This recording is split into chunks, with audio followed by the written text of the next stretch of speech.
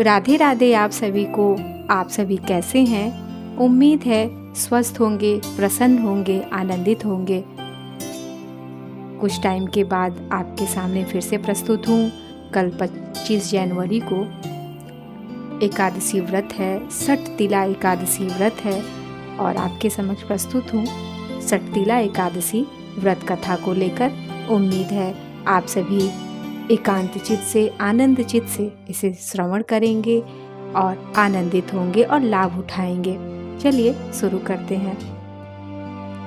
माघ मास के कृष्ण पक्ष की एकादशी।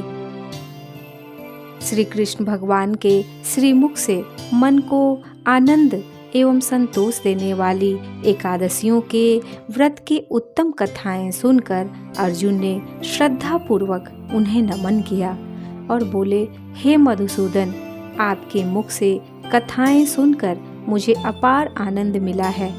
हे जगदीश्वर, कृपा कर अन्य एकादशियों की कथाएं भी सुनाने का कष्ट करें। हे पार्थ, अब मैं माघ मास के कृष्ण पक्ष की सटतिला एकादशी व्रत की कथा सुनाता हूँ।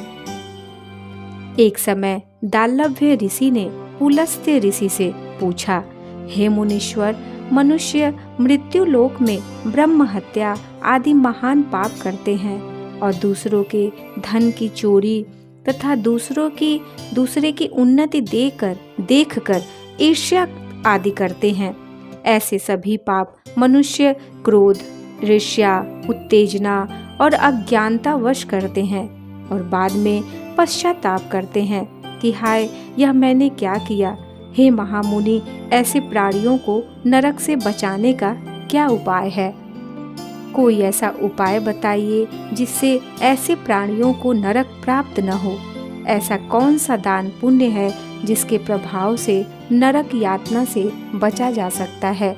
यह सब आप कृपा पूर्वक कहिए। इस पर पुलस्त्य महात्मा बोले, हे महाभाग, आपने मुझसे अत्यंत गंभीर प्रश्न पूछा है। इससे संसारी जनों का बहुत लाभ होगा। जिस भेद को इंद्र आदि देव भी नहीं जानते, वह भेद मैं आपको अवश्य ही बताऊंगा। माघ मास आने पर मनुष्य को स्नान आदि से शुद्ध रहना चाहिए और इंद्रियों को वश में करके तथा काम, क्रोध, लोभ, मोह, ईर्ष्या तथा अहंकार आदि से सर्वथा बचना चाहिए। पुष्य नक्षत्र में गोबर, कपास, तिल मिलाकर कंडे उपले बनाना चाहिए और उन कंडों से हवन करना चाहिए। जिस दिन मूल नक्षत्र और एकादशी तिथि हो, तब अच्छे से पुण्य देने वाले नियमों को ग्रहण करना चाहिए। स्नान आदि नित्य क्रिया से देवों के देव भगवान श्री विष्णु का पूजन कीर्तन करना चाहिए। एकादशी के दिन व्रत करें और रात्रि को जागरण तथा हवन करें। उसके दूसरे दिन धूप दीप नैवेद्य से भगवान का पूजन करें और खिचड़ी का भोग लगाना चाहिए। उस दिन भगवान को पेठा, नारियल, सुपारी, सीताफल सहित अर्घ्य देना चाहिए और फिर इस प्रकार उनकी स्तुति करनी चाहिए कि हे भगवान, आप निराश्रितों को शरण देने वाले हैं। आप संसार में डूबे हुए का उद्धार करने वाले हैं। हे पुंडरीकाक्ष, हे कमल नेत्रधारी, हे विश्व विधाता, हे सुब्रह्मण्य, आप लक्ष्मी जी सहित मेरे इस तुच्छ अर्घ्य को स्वीकार कीजिए। इसके पश्चात ब्राह्मण को जल से भरा कुंभ, तिल दान आदि करना चाहिए। यदि संभव हो तो तिल दान के साथ गौ दान भी देना चाहिए। इस प्रकार मनुष्य जितने तिल दान करता है, वह उतने ही सहस्र वर्ष स्वर्ग में निवास करता है।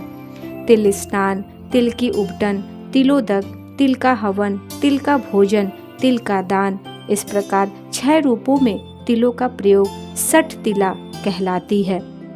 इससे अनेक प्रकार के पाप दूर हो जाते हैं। ऐसा कहकर पुलस्त्य ऋषि बोले, अब मैं एकादशी की कथा कहता हूँ।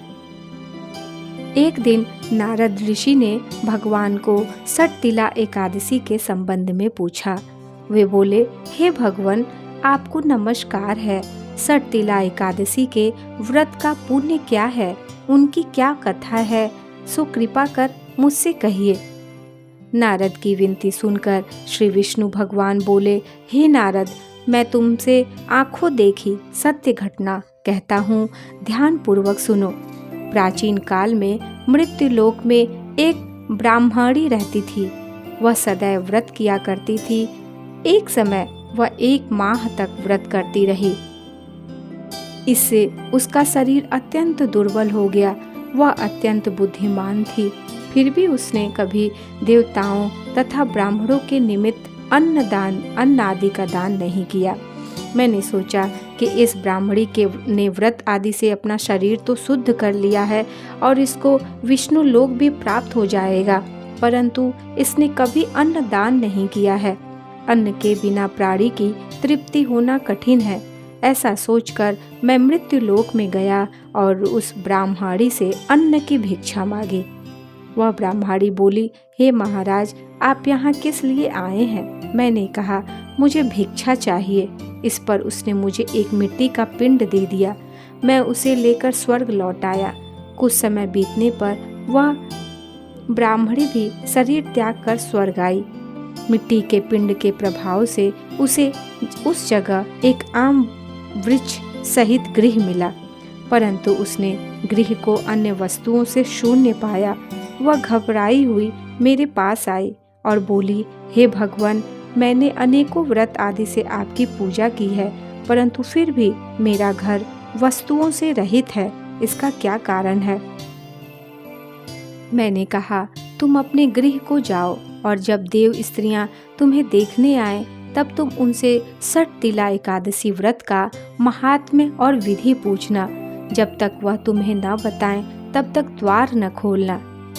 भगवान के ऐसे वचन सुनकर वह अपने घर को गई और जब देव स्त्रियां आईं और द्वार खुलवाने लगीं तब वह ब्राह्मणी बोली, यदि आप मुझे देखने आई हैं तो पहले षटतिला एकादशी का महात्म्य कहिए।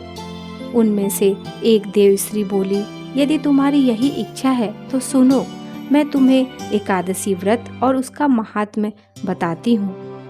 जब उसने षटतिला एकादशी का महात्म्य सुना दिया तब उसने द्वार खोला।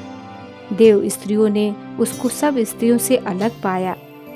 उस ब्राह्मणी ने भी देव स्त्रियों के कहे अनुसार षटतिला का व्रत किया और इसके प्रभाव से उसका गृह धन धान्य से भरपूर हो गया।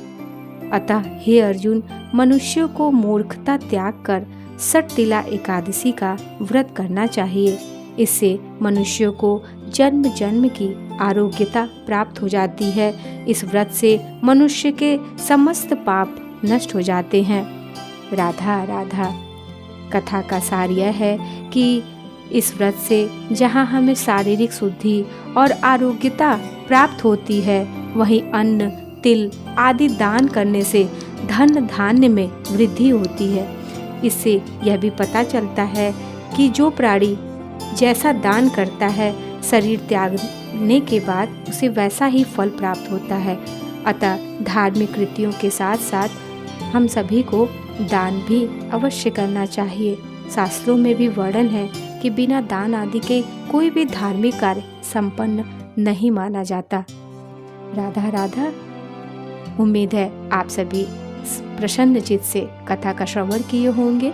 मिलूंगी बहुत जल्द आप सभी को। राधा राधा।